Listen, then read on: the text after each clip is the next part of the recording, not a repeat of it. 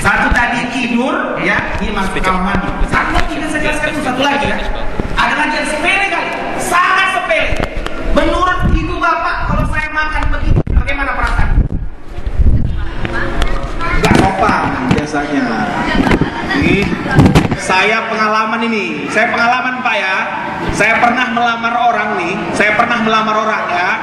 Ketika saya lamar, makan siang diundang oleh calon mertua. Saya duduk makan begini. Saya duduk makan begini. Dibisikkan calon mertua itu sama gadis ini. Jangan kau terima lamaran si Salman. Duduk makannya aja nggak sopan katanya. Bah, aku bilang paten. Karena keluarga ini nggak tahu Rasulullah kan. Padahal makan diangkat kaki sebelah menjepit perut itu sunnah Rasulullah SAW. Sekarang sudah diamalkan belum itu? Udah insya Allah ya. Yang belum ngamalin ayo. Jangan sampai table manner Eropa itu mengalahkan mannernya Rasulullah SAW. Table manner Eropa kan makanan begini kan. Apa itu? Ada table mannernya Muhammad SAW. Angkat kaki sebelah. Oke, sekarang kita ceritakan apa gunanya ya. Yang sepele-sepele semua tadi kan. Ini saya ceritakan waktu saya masih sekolah di Mekah ini bapak-bapak ya. Jadi waktu saya sekolah di Mekah, ada beberapa dokter yang tidak Islam awalnya. Oke? Ada beberapa dokter yang tidak Islam awalnya, warga negara Amerika. Salah satu di antaranya warga negara Indonesia. Sama-sama di Amerika ini sekolah. Ini salah satu di antaranya warga negara Indonesia. Mereka ada 4 atau 5 orang, saya lupa waktu itu. Penasaran ingin menghina Muhammad sallallahu alaihi wasallam. Dengan apa? Dengan ritual Nabi kita yang dilakukan setiap hari tapi sepele. Dimulailah dari tidur menghadap Ka'bah miring ke kanan. Apa itu tidur menghadap Ka'bah miring ke kanan? Muhammad itu mengada-ngada. Muhammad itu mengada-ngada katanya. Setelah diperiksa dengan banyak penelitiannya, ternyata orang yang rutin tidur miring ke kanan menghadap Ka'bah tidak akan kena penyakit asma seumur hidupnya dan tidak akan pernah terganggu pernapasan apapun. Lagi-lagi ini orang itu yang bilang, jangan tanya saya dalilnya macam mana ibu ya, ini saya dengar saja. Kata dia, mau itu tai chi, mau itu yoga, apalagi latihan pernapasan, apalagi apalagi tai chi, yoga, apalagi itulah pokoknya semua ya, latihan-latihan pernapasan. Latihan terapi pernapasan terbaik adalah tidur miring ke kanan menghadap Ka'bah. Titik. Jadi kalau ada yang bermasalah dengan pernapasan, mulai malam ini tidurlah menghadap Ka'bah, miring ke satu ibu ya. Catat ibu ya, 1. Yang kedua, apa tadi yang kedua? Apa tadi aku bilang tadi yang kedua? Tidur masuk kamar mandi pakai alas kaki. Ini nggak usah saya ceritakan dari hasil orang dokter yang tadi. Sekarang ibu atau bapak kalau pergi ke pijat refleksi, apa yang dipegang? Kakinya. Tiba-tiba dipegang apa? Ini ginjalnya kurang sehat, ya kan? Ini jantungnya kurang sehat. Di mana tempatnya? Semuanya di kaki. Oleh karena pusat kesehatan kita ini manusia di kaki, apa bapak? Oleh karena pusat kesehatan kita ini semuanya di mana? Di kaki. Maka Rasulullah menginginkan kalau kita masuk kamar mandi pakai alas kaki. Karena apa? Kamar mandi itu sarangnya jin dan syaitan. Jin dan syaitan itu menginginkan kita agar apa? Malas beribadah, gagal beribadah. Bagaimana cara dia membuat kita gagal beribadah? Dengan cara menyuntikkan virus-virus penyakit itu dari telapak kaki kita, sehingga kenalah pinggang, sehingga kenalah perut, sehingga kenalah entah apa. Ketika mau takbir Allah Akbar, mau pengen buang angin. Siapa yang bikin itu? Setan. Kenapa? Karena tadi ke kamar mandi tidak pakai alas kaki. Ditusuknya di sini entah di mana, supaya gas itu bekerja waktu kita sholat. Jelas ibu ya. Kenapa pakai tutup kepala? Ini ada kiai di Jawa namanya Kiai Mukhlisun yang menjelaskan ini luar biasa ya. Saya mendengarkan itu luar biasa.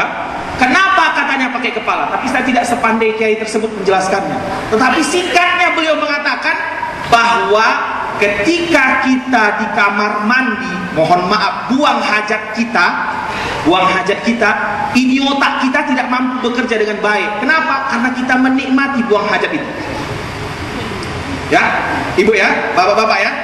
Kenapa tadi kita bilang otak kita ini tidak sempurna bekerja ketika hajat kita dikeluarkan? Kenapa? Karena umumnya manusia menikmati ketika itu dibuang. Maka ketika saat-saat itu setan bekerja di otak kita. Setan bekerja di otak kita. Apa yang dia kerjakan? Dia rusak sistem fitrahnya manusia itu. Apa fitrahnya manusia? Fitrahnya manusia ini kan kata Rasulullah, kullu mauludin yuladu alal fitrah. Setiap manusia ini dilahirkan semua atas fitrahnya. Fitrahnya itu apa? Mengabdi kepada Allah Subhanahu wa taala. Tetapi ketika itu dirusak-rusak oleh syaitan, akhirnya mulailah kita berpikir, toh hidup ini kan harus atina fid dunya hasanah wa fil akhirati hasanah, ya kan? Mulailah kita bilang, jangan beribadah terus kerja cari duit juga harus lakukan. Nah itu cara berpikir syaitan itu. Padahal Allah bilang, wa ma khalaqtul jinna wal insa illa liya'budun. Udah bisa ya dijawab udahnya ya.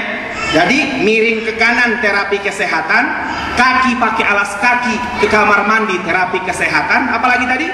Kenapa kita tutup kepala? Supaya apa? Jernih cara berpikir kita. Yang ada lagi satu lagi, apa lagi kita bilang tadi? Makan, angkat kaki sebelah. Makan angkat kaki sebelah. Oh ini saya jelaskan yang dokter yang saya bilang tadi ya, timnya mereka ketika menjelaskan seminar di sekolah kita. Banyak orang yang menghina, katanya Muhammad itu table mannernya nggak bagus karena ngangkat kaki sebelah makan. Begini makan pulanya Rasulullah SAW. Ternyata Pak, kata dia dokter ini, perut kita ini isinya air, makanan dan udara. Air, makanan dan udara. Kalau kita duduknya melepas saja begini, ya, melepas saja begini, maka air, minum dan udara tercampur ketika kita makan. Tapi kalau kita angkat begini, kita angkat nih ya, nih kita angkat begini, otomatis kamar yang isinya udara itu langsung kosong. Paham ya? Sehingga ketika kita makan, yang diisi itu ruangnya air dan ruangnya makan. Ketika selesai makan, sesudah santai makan, baru kita lepas duduk kita begini kan. Sudah selesai makan sudah. Saat kita sudah selesai dan santai, barulah udara bercampur air dan makanan kita. Di situ baru bekerja perut kita mengelola semuanya dengan baik. Akhirnya apa? Pencernaan dia baik. Akhirnya apa? Vitamin itu pergi ke tempatnya masing-masing, kotorannya pergi ke tempatnya masing-masing. Tapi katanya kalau udara, air dan makanan itu dicampur saat kita masih aktif makan, maka pendropan vitaminnya masing-masing itu tidak stabil, tidak sempurna. Ini tentu harus orang kesehatan yang cerita ini. Ya, kalau saya tidak begitu ahli menceritakan, tapi luar biasa. Maka bapak-bapak, ibu-ibu yang dimuliakan Allah, diceritakan dalam sejarah hidup Rasulullah, Nabi itu nggak pernah sakit. Benar nggak sih Pak? Pernah nggak sih bapak ibu membaca kalau Rasulullah sakit? Pernah nggak sih? Nggak ada. Dia sakit hanya di akhir hayat. Sakit hanya kapan? Di akhir hayat. Itu pun karena diracun. Ya, itu pun karena apa? Diracun. Kalau nggak sakit-sakit Nabi kita. Kenapa dia nggak sakit-sakit? Ternyata karena Nabi kita punya pola hidup yang sangat sehat. Bapak-bapak, ibu-ibu yang dimuliakan Allah Subhanahu wa taala.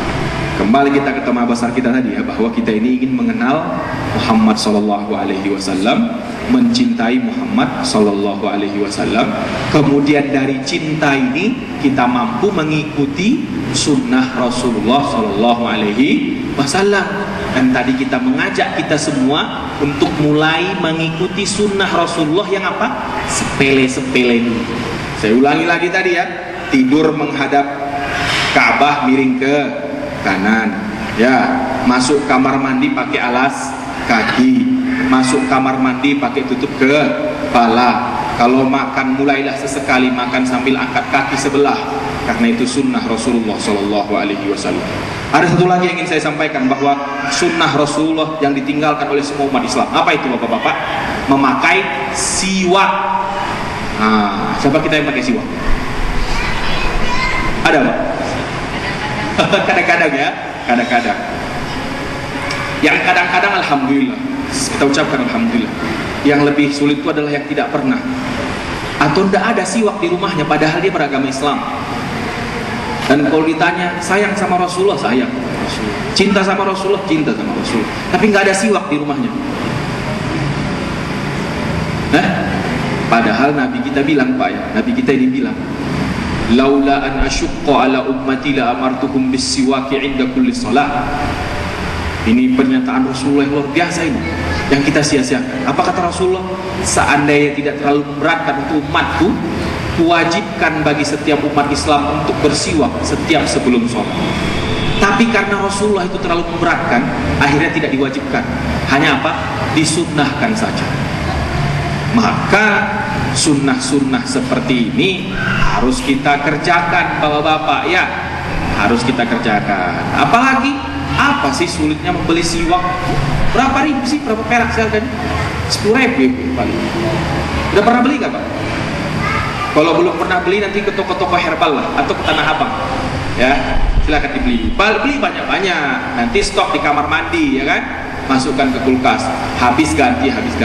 Pakailah pagi dan sore ya, pakailah pagi dan sore, karena ternyata polaroid yang ada di siwak itu tidak bisa ditandingi oleh odol merek apapun, semahal apapun yang ada di TV-TV. Bapak-bapak, ibu-ibu yang dimuliakan Allah Subhanahu wa taala, tentu sunnah Rasulullah sallallahu alaihi wasallam yang harus kita ikuti sebagai tanda kalau kita cinta kepada Rasulullah banyak. Masih banyak ya Pak ya. Ini saya mengajak bapak-bapak di sini karena ini yang paling mudah.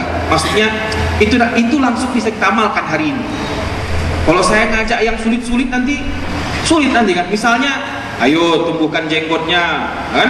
Sulit rasa kita kan. Pak, ibu-ibu nggak terima kalau lakinya berjenggot. Terima nggak sih ibu-ibu kalau suaminya berjenggot? Nggak apa-apa ya. Beneran ini. Iya, berjenggot. Kalau udah nggak apa-apa dari istrinya, bapak harus panjangin tuh. Sama bapak kalau nggak apa-apa panjangin ya. Itu jenggot, itu sunnah Rasulullah Shallallahu Alaihi Wasallam. Saya kira masih banyak lagi sunnah-sunnah Rasulullah Shallallahu Alaihi Wasallam yang sangat mudah untuk kita lakukan. Maka itulah kewajiban kita mengenal Nabi kita. Sehingga apa bapak-bapak, ketika kita kenal Nabi kita itu siapa, tahu kita aktivitasnya sehari-hari itu apa, tahu kita hidupnya seperti apa, kita lebih mudah mencontoh Nabi kita ya, lebih mudah kita mengikuti Nabi kita. Dengan begitu kita secara tidak langsung mengatakan, ya Rasulullah, saya mencintaimu dengan baik ya Rasulullah, saya mencintaimu dengan baik. Maka bapak-bapak, ibu-ibu yang dimuliakan oleh Allah Subhanahu wa taala, dari kajian yang singkat ini sekali lagi saya mengingatkan bahwa wajib hukumnya kita mencintai Muhammad sallallahu alaihi wasallam. Dengan itu wajib kita mengenal Muhammad sallallahu alaihi wasallam. Setelah kita mengenal dan mencintainya, kewajiban kita selanjutnya adalah mengikuti Muhammad sallallahu alaihi wasallam. Dan kami mencoba mengingatkan kita semua agar mulailah mengikuti Muhammad sallallahu alaihi wasallam dari hal-hal yang mudah-mudah saja. Tidak usah yang sulit-sulit, yang mudah-mudah saja.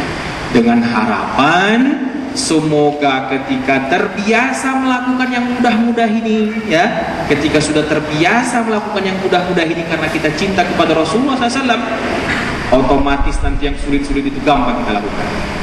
Gitu ya Pak. Karena kan pepatah Jawanya, Witing Tresno kan, jalaran suku kuleno kan gitu ya. Suku kuleno apa kulino?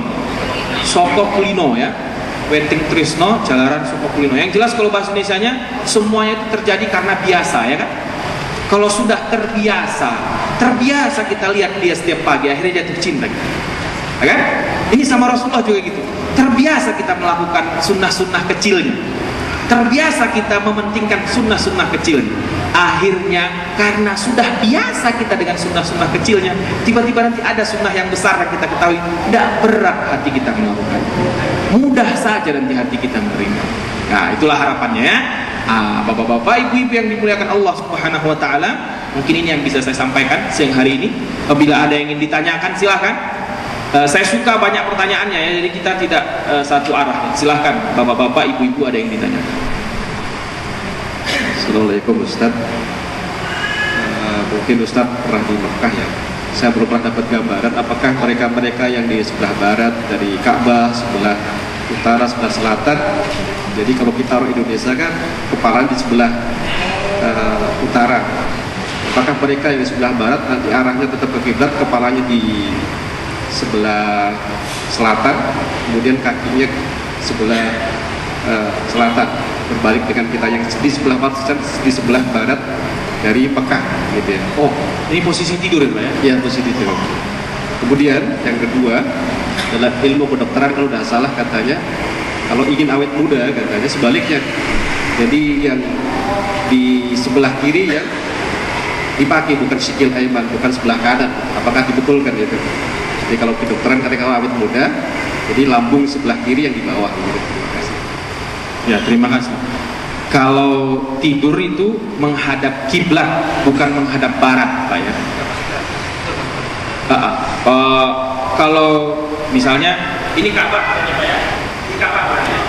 Ini posisinya begini. Kalau di sini. Kalau di sini posisinya begini. Pokoknya di kanan keduanya.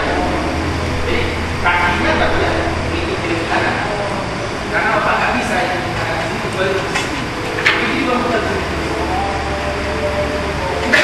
Posisinya miring ke kanan ya, ala syikihil aiman, tapi menghadap Ka'bah. Yang kedua, ini saya belum menemukan artikelnya apakah untuk awet muda miring ke kiri, tetapi yang sudah dijelaskan kami, karena ini memang live ya, dijelaskan langsung bapak-bapak ya, bahwa katanya terapi pernapasan, tapi pernapasan ini yang terbaik adalah tidur miring ke kanan. Kalau kita lanjutkan cerita itu Pak ya, Rasulullah itu mulai hijrah tahun berapa? Umurnya 53 tahun. Naik gunung Jabal Sur, pernah lihat Jabal Sur Pak ya? Di Mekah waktu umroh ya, tinggi ya. Umur 53 tahun kata Abu Bakar, Rasulullah itu naik santai aja. Kenapa? Karena napasnya baik. Rasulullah mulai berperang umur berapa? Umur 55 tahun. Saat semua jenderal pensiun di usianya di zaman sekarang, Rasulullah itu baru perang. Tapi dicatat sejarah dalam peperangannya gak pernah dia ngos-ngosan. Kenapa? Tapi pernapasannya. Ini kalau diteruskan ini Pak ya. Ya, kalau diteruskan lagi. Rasulullah SAW ketika berangkat dari Madinah menuju Khaybar 470 km itu Pak. Naik onta musim panas. Kata para sahabat, Rasulullah itu mengawal pasukan, lari ke depan, mundur ke belakang, lihat siapa yang, dan dia tidak pernah enggak ada. Kenapa? Karena Rasulullah SAW sudah melakukan terapi pernapasan yang luar biasa. Nah, itu jawabannya kata mereka. Nah, itu dari segi sejarah. Nah, itu tadi kalau syikihil aiman. Jadi saya nggak tahu kalau yang kiri apakah itu tuh awet muda. Bahkan yang pernah dikatakan oleh ulama kita, kalau ingin awet muda, rajinlah memakai siwak. Karena Imam Al-Ghazali mengatakan ada 70 manfaat siwak itu, termasuk diantaranya menjadikan kita lebih awet muda, termasuk diantaranya membuat kita tidak bungkuk, termasuk diantaranya fasih ketika membaca Al-Quran. Tapi itu Al-Ghazali yang mengatakan. Ya, silakan Pak, ada lagi?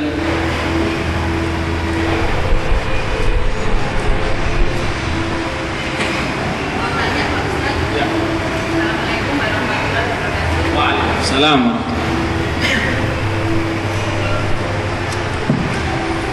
Mengapa menikah itu menjadi salah satu sunnah Rasulullah yang sedemikian pentingnya? Mohon penjelasan. Terima kasih. Kenapa menikah itu menjadi sunnah Rasulullah yang sangat penting sekali ya? Yang pertama, karena jawaban pertama ya, karena fitrahnya manusia harus menyalurkan hormon yang memang tercipta terus di dalam tubuh manusia, yang kalau ini nggak dibuang menjadikan penyakit dalam tubuh manusia. Cara membuangnya harus halal. Bagaimana cara menghalalkannya? Nikah. Justru kalau tidak menikah, sakit jiwa. Coba, ini kita bicara fair-fair saja ya. Orang yang, coba kita lihat pendeta-pendeta yang tidak menikah, sakit jiwa kan? Akhirnya homo, akhirnya pedofilia kan? Akhirnya onani, mohon maaf.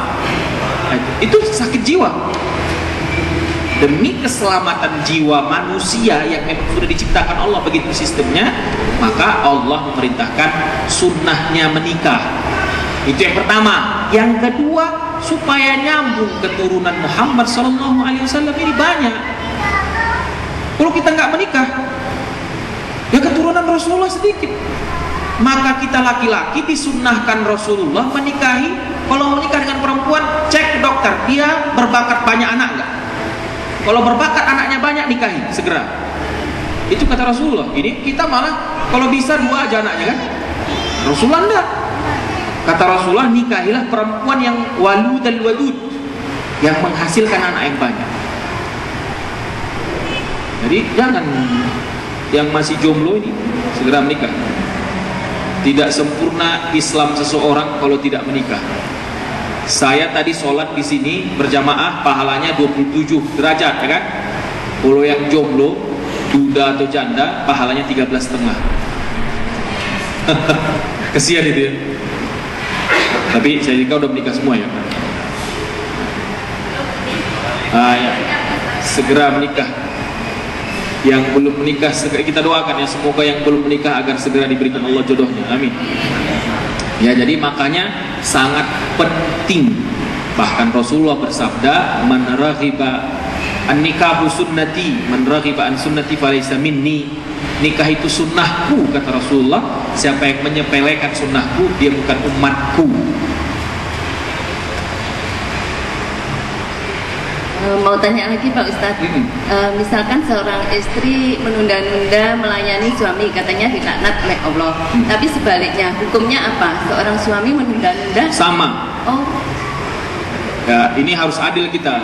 Jarang Ustadz yang berani menyampaikan ini saya sampaikan. Ada hadis mengatakan seorang perempuan yang menundakan hasrat suaminya akan dilaknat oleh Allah Subhanahu wa taala. Sama posisinya apabila seorang laki-laki menunda hasrat seorang istrinya, akan juga dilaknat oleh Allah Subhanahu wa taala. Itu harus fair kita menyampaikan itu. Pemakaiannya kias. Mohon maaf nih, sudah dewasa semua kita ya.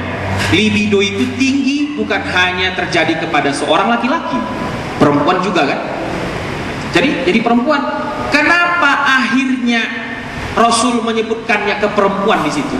Kenapa? Harus kita periksa ini asbab wurudul hadis. Karena yang belak-belakan mengatakan pengen itu biasanya laki-laki. Maka laki-lakilah yang diperintahkan, perempuanlah diperintahkan agar menuruti siapa? Suaminya. Sementara fitrahnya biasanya perempuan itu harus dipancing dulu biasanya, baru jalan. Maka hadis itu dikeluarkan untuk perempuan. Tetapi ada saatnya keadaannya terbalik. Keadaannya apa? Kebalik. Perempuan yang bergairah, laki-laki yang sedang loyo. Itu berdosa laki-laki. Maka di kitab-kitab fikih disunnahkan bagi seorang laki-laki mengkonsumsi yang memicu terus itunya agar kuat. Sunnah hukumnya. Tapi yang herbal ya, yang sehat, madu, korma sukari kalau di Mekah, kalau di sini juga banyak ya, seperti apa itu disunnahkan. Tetapi untuk istri, ya jangan yang lain. Bapak-bapak nih merasa sudah mulai kendor semangatnya untuk itu, segeralah konsumsi madu, konsumsi daging kambing ya. Itu disunnahkan di dalam fikih, diatur babnya di sana ya. Begitu juga seorang perempuan.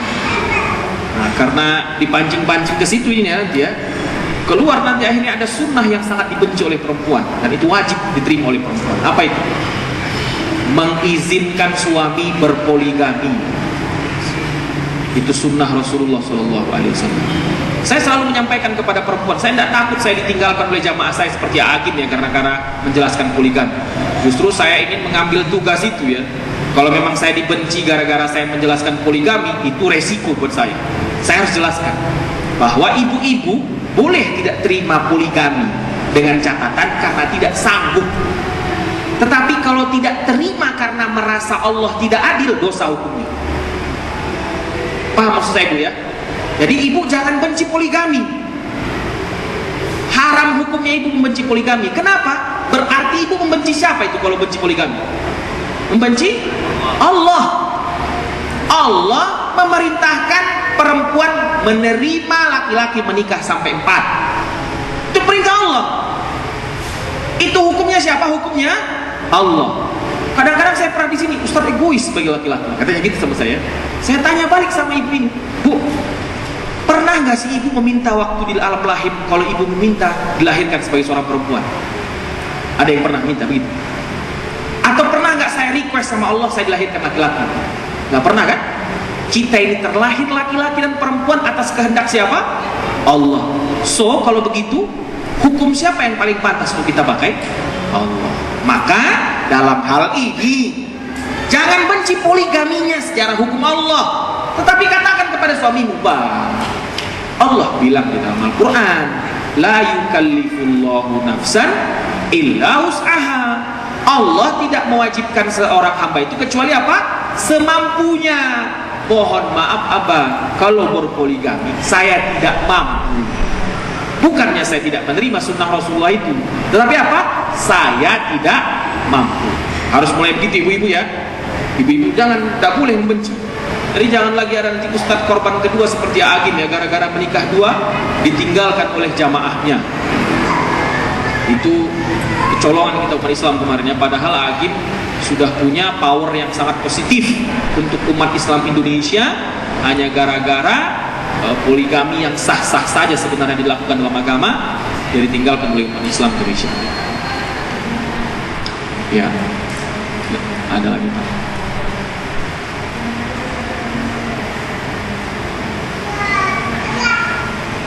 Ya, kalau sudah tidak ada ya, ya.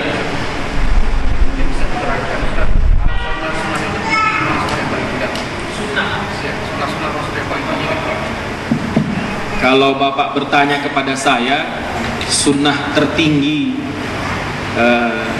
dan sunnah terendah, ini sebenarnya dalam Rasulullah SAW tidak ada istilah sunnah tertinggi, tidak ada istilah sunnah terendah. Kenapa? Karena rata-rata sunnah Rasulullah SAW itu dilakukan kontinu. Itu tadi kita lirik dari kegiatan sehari-hari, Bapak-Bapak ya. Coba kita lihat ibadah ya, dari ibadah. Sunnah Rasulullah ibadah itu apa? Misalnya sholat sunnah rawatib, apa ya? Itu sama sekali tidak pernah tinggalkan Rasulullah. Sama halnya Rasulullah tidak pernah meninggalkan masuk kamar mandi pakai alas kaki. Apalagi Rasulullah SAW puasa Senin Kamis tidak pernah ditinggalkan Rasulullah SAW. Sama halnya Rasulullah tidak pernah meninggalkan puasa Senin Kamis, tidak pernah meninggalkan sholat sunnah rawatib, juga tidak pernah meninggalkan masuk kamar mandi pakai alas kaki. Apalagi kita bilang Rasulullah SAW tahajud setiap malam, tidak pernah ditinggalkan Rasulullah seberat apapun peperangan. Sama halnya Rasulullah tahajud tidak pernah tinggal, apalagi Senin Kamis tidak pernah tinggal, apalagi Pak rawatib tidak pernah tinggal, masuk kamar mandi pakai alas kaki juga tidak pernah tinggal. Di sini memang baru kita jaga yang paling tinggi yang mana coba? Apakah tahajud lebih tinggi daripada masuk kamar mandi pakai alas kaki? Tidak bisa kita bilang begitu. Bahwa sunnah Rasulullah SAW ini harus kita hidupkan dalam kehidupan sehari-hari. Maka saya tidak mengistilahkannya dengan tinggi dan rendah. Apa? Mulailah dari hal yang termudah dilakukan. Apa itu? Ya seperti tadi yang kita bilang tadi. Rasulullah masuk kamar mandi pakai alas kaki, ya kan? Makan pakai tangan kanan, baca bismillah, duduknya angkat kaki sebelah, iya kan? Kalau minum 3 kali napas, tidak pernah Rasulullah minum. Banyak sebenarnya Pak ya. Kalau kita ceritakan nanti banyak kali nanti. Ya, itu banyak kali ya, banyak sekali. Insya Allah nanti kalau kita ada pertemuan kembali, ya coba kita bahas daily activity, ya, kegiatan sehari-hari Nabi kita Muhammad Sallallahu Alaihi Wasallam, ya, dari sejak dia bangun tidur sampai tidur lagi. Itu kita bahas garis-garis besarnya apa-apa saja. Setelah itu, karena itu langsung bisa diamalkan. Kalau saya tadi ngajak membahasnya sholat tahajud, nggak yakin malam ini kita tahajud, malam minggu ini kan, malam panjang. Yakin ya? Kalau saya bahasnya sunat-sunat rawatib, nggak yakin kita langsung bisa mengamalkan rawatib full setiap hari. Tetapi tidur miring sebelah kanan, apalah sulitnya buat kita tidur miring sebelah kanan. Pakai alas kaki kamar mandi, apalah sulitnya, ya kan? Makanya mulailah dari yang termudah. Ya, mulailah dari yang termudah. Nah, itulah tanda kalau kita mencintai Rasulullah SAW. Oke, kalau tidak ada lagi yang ditanyakan, coba. Avanza, kalau pakai alas kaki kan kalau di rumah itu sudah otomatis insya Allah. Tapi yang jadi permasalahan sekarang kan kita ke masjid, Ya. kamar mandinya kan nggak ada alas kakinya, gimana solusinya Ustaz? Nah ini ya, ini mohon maaf, saya tidak ingin menjas masjid manapun ya. Jadi jangan anggap saya menyinggung dulu ya ini ya. Bahwa itulah gunanya membangun masjid, panitia masjid itu harus kenal Rasulullah baik-baik. Kalau panitia masjidnya kenal Rasulullah, pasti setiap kamar mandi ada sendal. Kan kita bikin batas suci di sini. Tapi ketika kita masuk toiletnya, tapi tempat wudhu tidak apa-apa, kita tidak pakai sendal. Tapi yang dimaksud itu kamar mandi itu yang buang hajat ini loh. Di sana sudah ada sendal yang disediakan oleh panitia masjid sehingga sunnah Rasulullah SAW tetap terlaksana. Nah, kalau ada yang panitia masjid, ayo langsung diamalkan. Nah, kalau kita panitia masjid, berapa ada kamar mandi di situ? Amalkan. Ayo pasang sendal di situ satu-satu. Demi sunnah Rasulullah SAW. Kenapa? Saya itu pernah tanya orang, kenapa sih kau kan sangat peduli dengan sunnah-sunnah kecil itu? Karena itu tadi, karena witing tresno jalanan suku kuluna itu tadi. Saya mengharapkan dari biasanya kita melakukan hal-hal kecil itu tadi, tapi di hati kita harus niatkan demi cintaku kepada Rasulullah SAW. Kalau itu sudah terbiasa sedikit, ketika ada datang hadis baru bahwa Rasulullah tahajudnya 11 rakaat setiap malam, gampang. Kenapa? Karena hal-hal kecil sudah dibiasakan. Nah, itu yang saya harapkan. Nah, itu yang saya harapkan itu di situ. Kan kalau di masjid, tapi jangan pula kita nanti, wah ini masjid salah, jangan, nggak boleh ya, nggak boleh. Tidak ada istilah kita saling salah menyalahkan masjidnya. Tapi kalau kita panitia masjid, alangkah baiknya di kamar mandinya kita siapkan apa? Sendal satu kamar mandi, satu sendal.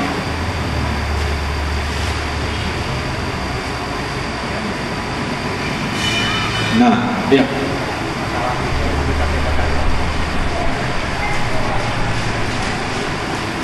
Terima kasih.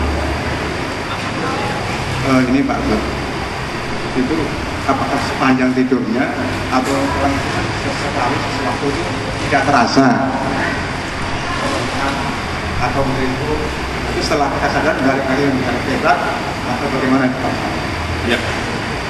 Maka jawabannya, tidur menghadap kiblat miring ke kanan itu awalnya, ya, memulai tidur miring ke kanan menghadap kiblat. Masalah nanti kita akhirnya tengkurap, akhirnya miring ke kiri. Tapi kalau telentang jangan Pak, sakit. Bisa telentang saya nggak bisa. Maksudnya gini ya, telentang ya. Tapi kalau ditelan kan nggak bisa pasti ya.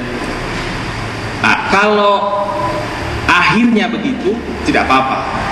Tapi kata Rasulullah SAW, kalau terbangun, paham ya? Kalau terbangun, sadar kita posisinya sudah tidak menghadap kanan, miring ke kanan menghadap kiblat lagi, balik sini.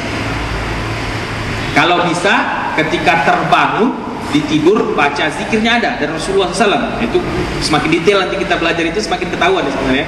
Ada zikir Rasulullah SAW setiap bangun tidur apa? Kalau bukan bangun pagi. Kalau bangun pagi kan Alhamdulillahilladzi ahyana ba'da ma amatana wa ilaihi nusyur. Ini enggak bangun sebentar itu loh.